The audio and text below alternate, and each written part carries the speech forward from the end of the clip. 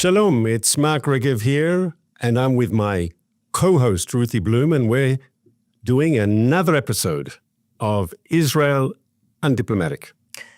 Hi, Mark, but I'd first like to request and remind our viewers to please like, subscribe, and click the notification bell. So I'm handing it over to you, Mark. So I might hand it back to you straight away, because yesterday, from a news point of view, today's Wednesday, yesterday was Tuesday, from a news point of view in Israel, things really were a bit crazy yesterday, because usually we like to discuss the news. But yesterday there was a lot in the news, but not a lot of meat there, really, was there? No. Listen, it all started on Monday. On Monday, Prime Minister Netanyahu requested of the court, he had been in court that day. He's supposed to be in court 3 times a week for 6 hours each time to testify on his own behalf. He requested on Monday that on Tuesday, the session be canceled due to some important Prime Minister business. Now, the prosecution said nothing doing, but the judges, the court, after he explained, probably in chambers, he had to explain. Private session. It was a private session, his lawyer, and they went into chambers and they told the judges what it was, and immediately the court approved it. They said, okay, there's no session on Tuesday. Promptly, on a Monday evening, the whole country, myself included, said something's cooking. If the court allowed him to cancel that session, because, the court's really stacked against him, et cetera, et cetera. Never mind, we're not going to go into that. But the fact that immediately, once he told them why, they said fine, the whole country went into a buzz about what's happening. This reason? Are we bombing Iran? Is Iran bombing us? Are there hostages? We didn't know. But Tuesday morning, because that was Monday evening, there's a lot of, something's coming down. Tuesday morning, then suddenly, the Reuters reported that a hostage deal was imminent within 2 days. And suddenly, after that, all the Israeli media, all the media started to copy Reuters. According to Reuters, there's a hostage deal, and et cetera, et cetera. And then suddenly there was, no, not in 2 days, maybe it's in a few days, soon. And then the Prime Minister's office said, no, within a month maybe. But each time, the news had to change. The headlines changed. And then it was, so it was the hostages. Then it was, we heard a report that Netanyahu had gotten onto a helicopter from the helipad at Hadassah Hospital in Jerusalem, taking off to an unknown location. Suddenly, it was, he must be going to Cairo. He's going to Cairo. And there were simultaneous reports that Palestinian Authority leader Mahmoud Abbas, otherwise known as Abu Mazen, was also invited to Cairo. Suddenly it's, yes, if he's going to Cairo, there must be a deal. There must be the ceasefire deal, something. Okay, so there was a whole talk. He's on his way to Cairo. He's going to Cairo. He's on his way. He's not there yet. He is there yet. Because one thing we knew is that if he's in a helicopter, he couldn't be going to Russia. He couldn't be going. We're thinking of the destinations. So where is he? In Syria? Is he in Cairo? You're thinking of where he could go that a helicopter would take him. Later, subsequently, the Prime Minister's office said, no, he's not in Cairo. He went to Mount Hermon, and he went up to the border with Syria. And he then spoke in the snow. I think it was snowing there, and he was in his warm jacket. Okay, so that rumor was dispelled, sort of. Can I just tell you, had you rung me and asked me, I used to, I'm no longer working for the government. I can tell people what I think. I no longer speak for the government. But I would have told you I went with the Israeli Prime Minister on a number of occasions to meet the Egyptian leader, and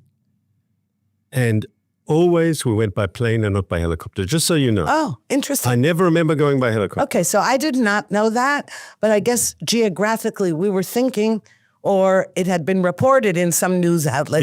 We went by helicopter, obviously within Israel, and also we went to helicopter to Jordan. I remember when we once went to the palace in Amman, Went by for helicopter. a meeting with King Abdullah. That was Okay, so these are all very close by. Correct. So the assumption was because of the war in Gaza and the hostages and the rumors and all that it must be Cairo. Anyway, he said, no, not in Cairo, didn't go. We don't know. First of all, we don't know whether the denials are true or the initial reports are true.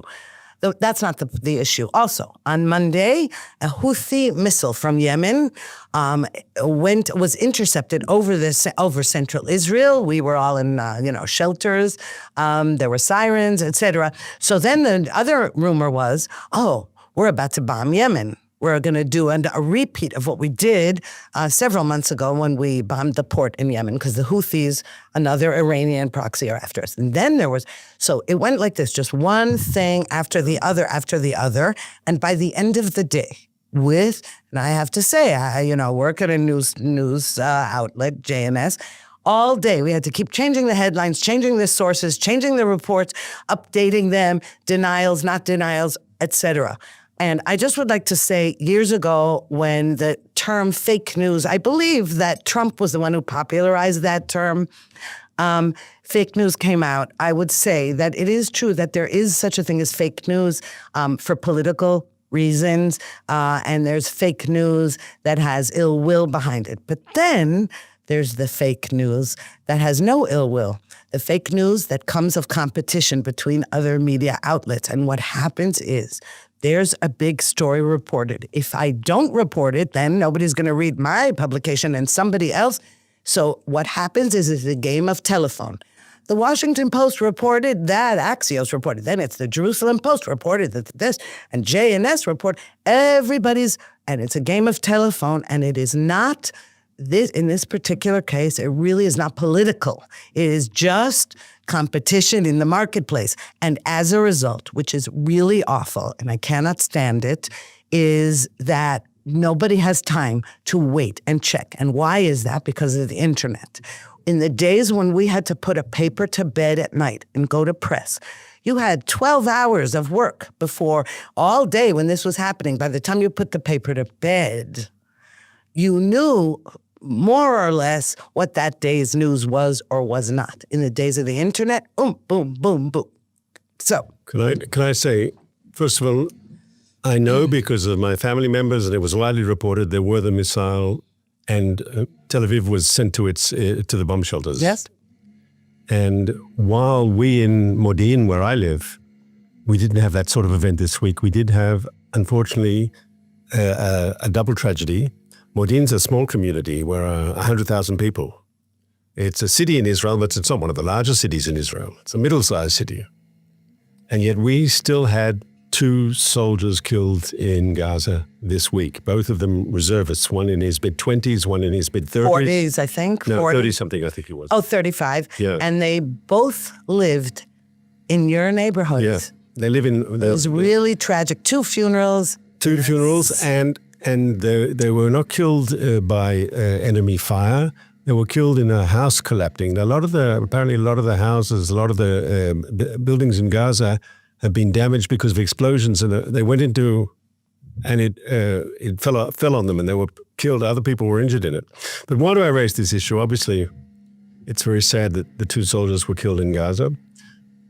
But I raise it because we can forget sometimes the price we are paying to win this war. We are winning this war. What's happened in Lebanon, I think, is great for Israel. What's happening in Syria contains threats, but is an amazing opportunity for the whole Middle East and for Israel. The defeating Hamas in Gaza is almost a foregone conclusion that this will be over to Israel's advantage. We can speak about that more later, but we should never forget the price. So there's the hostages that are not out yet, but there's also the Israeli soldiers, reservists.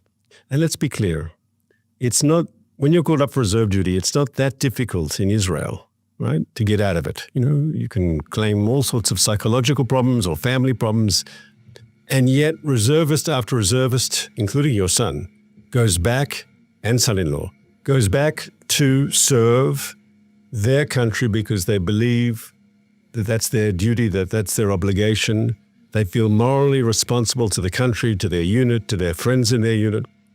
And the two soldiers from Modin who died this week, I mean, I don't know them personally, but they are the best of the best. And, all the, people put out statements, but I'll say for myself, their sacrifice and the sacrifice of their families who are now left without them, yes, is one of the inevitable costs that winning this war involves, and we have to respect them, and may their memory be blessed. Absolutely. And interestingly, it's another point is that actually yesterday, I'll say we're taping this. It's Wednesday, December 18th. It's important to say that so that we can put this in context, because by the time this airs, who knows what news will happen. But yesterday, on December 17th, the only actual news was the killing of those soldiers you mentioned. After all the flurry of reports and huge things going down, and they may be, I'm not denying that things are moving. We know they are. But actually, the only concrete news, provable and not rumor, was about those two amazing young men. And so that's also something to remember, especially, I'd like to say, especially given the vile hatred expressed towards IDF soldiers and the country throughout this war, including from countries that claim to be or are or were our allies. And that's why I would like to bring this now to talk about Ireland. I don't think Ireland, and I know something about Ireland, I don't think Ireland ever claimed to be an ally of Israel.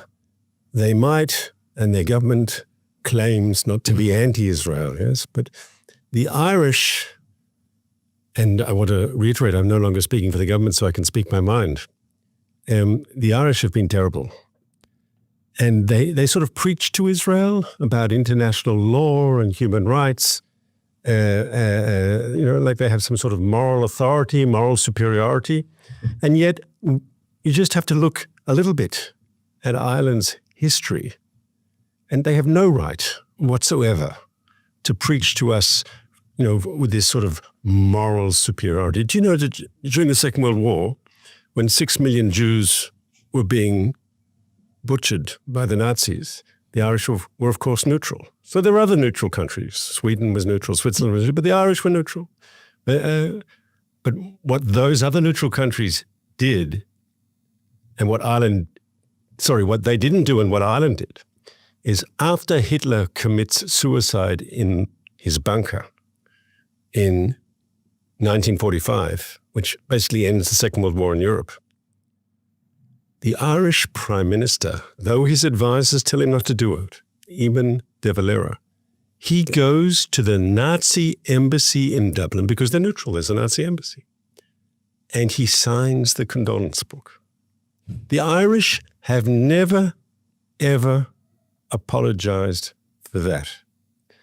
And I don't know, there are all these reasons, it was discussed once, I think, by the Irish foreign minister, and he said, made excuses or wanted to avoid the subject. He didn't want to discuss this issue of Ireland's role in the Second World War, and the Irish Prime Minister honoring Hitler after his suicide.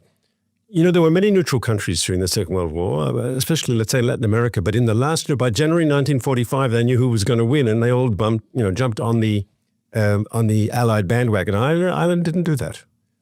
And that's why Ireland wasn't allowed in the United Nations until 1956. They joined together with fascist Spain. Yes, but Ireland has a lot of Jewish people can be very. Anyway, once it was said that the Irish, I think it was the same foreign minister of Ireland who said that the Jewish community always liked De Valera. Well, you're a small Jewish minority, right? In a country which is predominantly Catholic. And this is, of course, before the early 60s, when there was the Vatican thing saying you couldn't call Jews Christ killers anymore, yes. So, of course, they're going to be nice and say nice things about the Prime Minister because they want his protection, yes. But the fact that Ireland isn't willing to deal with the skeletons in its own closet vis-a-vis the Jewish people and the Jewish state is atrocious, I think, and they have no right to preach to Israel. And what's the problem with Ireland? So they're always complaining and criticizing and so forth, but they're also unimportant, which makes them just a pain in the behind. Because if it's a serious country which has international weight and they're critical, you have to engage and so forth. But the Irish, it's not really even worth engaging with them. And that's why I think the foreign minister decided to close the embassy here, because they're very critical, they're very one-sided, they're quite hostile, and yet they don't matter for anything. There are other small countries who've played a role in the past in helping peace in the Middle East. The Romanians and the Moroccans helped get Sadat and Begin together. The Norwegians, like it or not, Oslo agreements, right? Other small countries, no, I'm saying, but you can say at least they've played a part in trying to make peace. The Irish have done nothing. They've done nothing. And yet they preach as if they're, the big experts. And it really is, the Irish, for all sorts of reasons. I remember when I was in the foreign ministry, they do a list of the countries in Europe from the most friendly to the most hostile, and Ireland was always there on the most hostile side, I will say the following, though. There was a time when actually Zionism was very popular in Ireland. And it shows maybe the superficiality of the Irish approach to Israel. They loved Zionism when Mr. Begin was heading the Etzel, the Irgun, and Mr. Shamir was leading the Freedom Fighters for Israel, the Stern Group. When they were shooting British officers. Then we were at the time, and I challenge if we've got any Irish listeners to this podcast, look at how the Irish press at the time and the Irish public opinion, they were all for Jews and Zionists when we were fighting the British. Then we were the flavor of the month. Unfortunately, the minute we stopped fighting the British, they stopped liking us. Well, it's interesting you said you're not speaking for the government. But actually, the government of Israel today agrees with you, what you said, but not just agrees. It goes even further. Our foreign minister, Gideon Sa'ar, yesterday just said, you're an anti-Semitic country, you're an anti-Semitic prime minister, because he said that, no, I don't know why they're closing the embassy in Dublin. We're not anti-Israel. We're just anti-starving people in Gaza, children in Gaza. Now, here's the thing. I take your point that Ireland isn't important. But when I said it's an ally, it's because we have embassies. And, I guess that's one definition. If you have a country that has an embassy in your country and vice versa, you have relations with that country. Now, there are many things since the war started that Ireland has done, terrible things, statements. It's also recognized an independent Palestinian state. It joined with South Africa at the International Court of Justice in claims of genocide. It accuses us of using famine in Gaza as a weapon of war. And by the way, when Emily Hand, the 9-year-old girl who was in last November, when there was 3 sets of hostage releases, and Emily Hand, 9 years old, who had been abducted to Gaza. She's an Irish citizen. She's Israeli with Irish citizenship, with an Irish father. And she was kidnapped. And that poor little girl was in the dungeons of Gaza for I forget how long, but certainly more than a month, something like 50 days. And when she was released, Ireland's response was, a little girl was lost and now not the response, the response of the Prime Minister. Prime Minister. That a little girl was lost and now she's found. And when we Israelis all went ballistic over that no, she wasn't lost. She was abducted by Hamas terrorists. And no, she wasn't found. We had to release prisoners and we had to have a war to get her out of there. She wasn't lost and found. His excuse was he was just quoting from scriptures. I was lost and now I'm found, which, by the way, has zero to do. It's not even metaphorically correct. There is such a thing. I was lost and now I'm found. means I've repented. You know, it has all kinds of meanings, but it certainly doesn't mean a little girl who was abducted by herself without her family. And, so the Irish have been appalling all along, and at the UN, they're appalling. In international forums, they're appalling. And as I said, Gideon Sa'ar went out and called them anti-Semitic. I mean, you were more delicate when you said I'm always more delicate. You are more delicate always. And so I say no love lost. And I take your point that it's not important enough to say, we're causing an international incident by closing our embassy.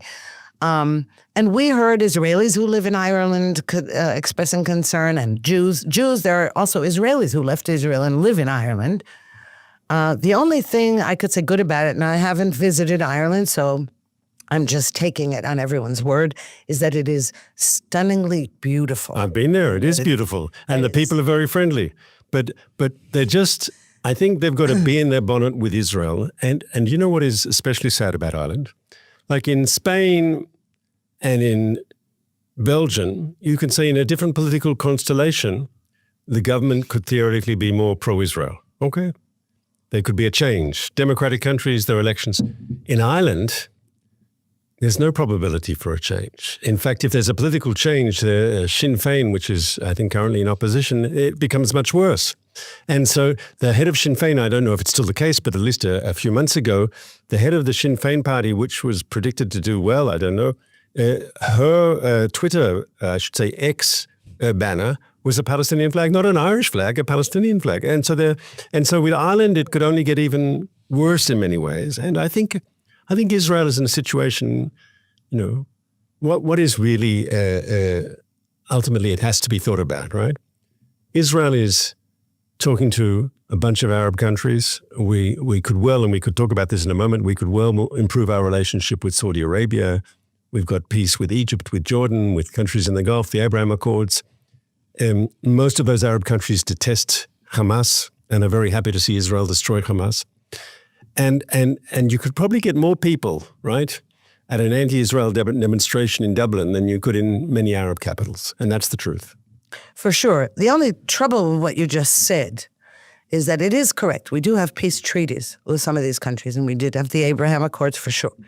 But there are severe problems with it, and also with the Arab countries' hypocrisy regarding the Palestinians. Because, for example, Saudi Arabia, there's all this talk about normalization with Saudi Arabia, and that was really, we were on that path before the war when the Abraham Accords, Saudi Arabia gave its tacit approval, and this was going to be an anti-Iran axis, and terrific. Suddenly today, watching us I guess they were hedging their bets. They want to make sure we win the war, etc. But I'll tell you what. They want us to win the war. That's the point. They want us to. While Ireland wants us to lose. No, of course. They want us to win. Yes. But here's my problem with them. And that is now they're all with that paying lip service to something they don't even care about, and that is a Palestinian state. And these Saudis cannot stand the Palestinians, never could. This is what he has to say it, and behind closed doors, they don't care. And you know how we know? You know how we know they don't care? You name me one of those countries that says, well, we'll do normalization if you have a Palestinian state. Name me one that took in a single Gazan. Look at the poor Gazans. They didn't take in any of them. And Egypt, bordering on it, blocked it, put filled concrete in their border fence so that, heaven forbid, any Gazan woman with a baby, doesn't matter who, could get into Egypt. And so, let's be honest here, okay? We know that international relations aren't based, as you constantly tell me, it's not romantic love. It's based on interests, okay? And I'm saying all true. But I think, if anything, if October 7th taught us anything, is that Israel has got to pay more attention to our interests, we are not the supplicant. Countries that want to make deals with us, it's in their interest. And yet they need to pretend that somehow they're doing us a big favor, which they are if what you have is peace, right? For example, you mentioned the Oslo Accords, the biggest disaster in Israeli history, not the biggest, but it's up there. To call that, to even use the word peace in the context of the thing that caused bloody wars again and again and again, which, by the way, I know you and I at that time probably weren't in agreement. People like me on my political side knew that's what was going to happen. And my point is that we cannot be hypnotized by the word peace anymore. Yes, we need it. Yes, we want it. And by the way, we are peaceful, and we have spent all our time fending off enemies like whack-a-mole. And the issue with Saudi Arabia, I'm glad that Prime Minister Netanyahu's office issued a denial. Two denials. One was that he has agreed to work towards a Palestinian state in order to have normalization with Saudi Arabia. And two, that he's going to agree to have the Palestinian Authority be in charge in Gaza after the war. Those would be a disaster. The Palestinian Authority is no different from Hamas. It funds Hamas. It is actually responsible for the ideology of Hamas. It raises its children in school books and everything to want to kill Jews. So we have to stop even having some fantasy about the Palestinians until they change their education system, they change their desire to slaughter all Jews. Once that happens, we'll talk. That'll take a long time. Ruthie, I agree with you in part, but in a lot I disagree. And if I have fantasies, and everyone has fantasies, they are about the Palestinians. I'm very realistic. I'm very realistic about what the Palestinians can and cannot do. I will say this.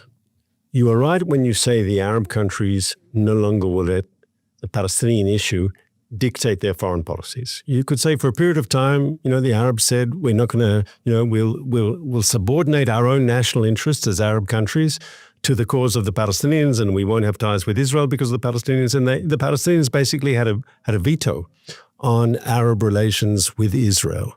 And that changed with Sadat and then with the Abraham Accords and so forth. But you can overstate the point. You are right when you say that they are now putting their own national interests first, which they should, but that they don't have to so-called tick the box on the Palestinian issue. I think that's still a political reality as part of the regional atmosphere. You will recall that we were all very happy during the Abraham Accords that they agreed to peace, and we had embassies and a very good relationship with the UAE, with the Emirates. But nevertheless, we had to tick the box on the Palestinian issue, and Netanyahu famously put aside, he shelved the issue of possible annexation of parts of the West Bank. And that's so the Emirates could tell their own people in the larger Middle East and the Arab and Muslim world, which that's part of their family, that they did something for the Palestinians for the agreement. And I think the same logic will apply to Saudi Arabia. Now, if you tell me, and you've spoken to Saudis and you know for a fact they don't give a hoot about the Palestinians. It could be true. But all I'm saying is they still have to tick the box. And I would think for peace with Saudi Arabia, which is, we've said it before on this podcast, it's a game changer. Saudi Arabia is not just another country. Saudi Arabia has a key role in the Arab world, has a key role in the larger Muslim world. It's a crucial country. For normalization with Saudi Arabia, we should be willing to tick the box and find something that is not going to be against national security interests. But if it's a matter of providing some words, I'd remind you that Menachem Begin in 1977, as part of the Camp David Accords with Egypt, agreed to language that talked about the legitimate rights of the Palestinian people. I'm sure it was very difficult for him to do so, but he did so to get a deal with Egypt. And I think we can digest some difficult language on the Palestinian issue to get peace with Saudi Arabia. I think it's a price well paid. It's a price worth paying.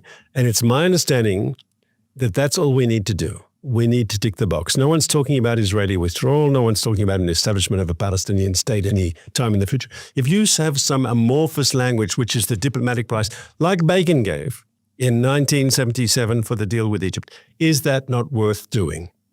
Okay, so again, I trust. I've developed great trust in Netanyahu not to screw up in that respect. In other words, as you said, amorphous language. I trust him, and it's not that I've always supported him, let's say, but I trust now that if he says something and it makes me nervous, that I have to wait. I have to be patient and wait because he keeps proving himself again and again throughout this war.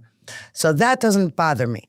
But I would like to stress. Now, we know the Henry Jackson Society, based in England, just released a very comprehensive report about the figures of casualties in Gaza, the lies of the the Palestinian health ministry. The Hamas-controlled health ministry of Gaza, which all the world media quotes. Exactly. Now, why is that relevant right now? It's relevant to what I was asking you about. Where are all the Arab countries whose hearts are bleeding for the poor Palestinians? This report illustrates that, the Hamas-run health ministry, it included in all its death figures, it says mostly women and children and all that, included every death, including, in a way, it reminds me of the coronavirus statistics, because if you fell off a ladder, they said you died of corona. But but it's not funny. What I mean is that even deaths that had nothing to do with the war, etc. And suddenly everyone's just a woman and a child in Gaza. But let's suppose, and we really, at our own risk to our soldiers, really prevented more civilian deaths than in any other military in history. So why is this relevant? Let's suppose a country like Saudi Arabia says, Palestinians, and everyone's, Palestine, and Egypt and Palestinians and the global community. How about this? You say, here's an idea. We're going to remove every woman and child or, kid under the age of 16 or something from Gaza. We'll take them in. Temporarily take them in because they're not endangered. And then Israel can go and just wipe out the terrorists. Of course, Israel still would have to be careful about the hostages, but at least it wouldn't be putting our own soldiers at risk, and we would be killing terrorists. And most of these countries, as you said, hate them, except, of course, the countries that support them, like Qatar and all this.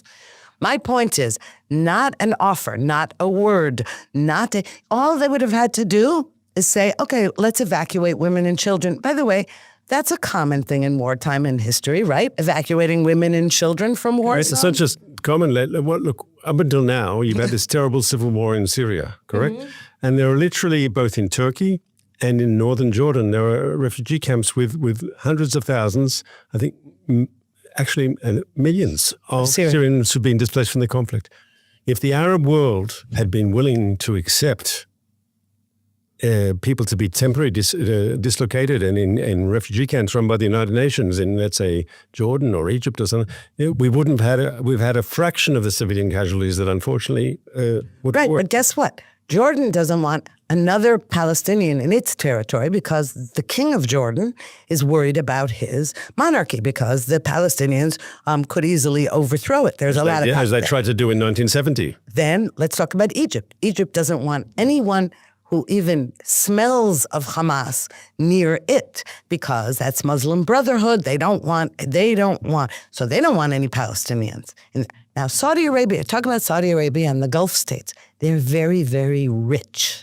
Okay, because they're so rich, imagine how little it would take for them to put up those Gazan women and children in good conditions with good food. You wouldn't even need the UN to help them. Can I tell you the argument that they use against this? And with this we have to finish, I think, because our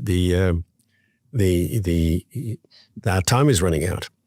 But the argument they use against this is, that would be a second Nakba. We would be encouraging Palestinians to leave their homeland.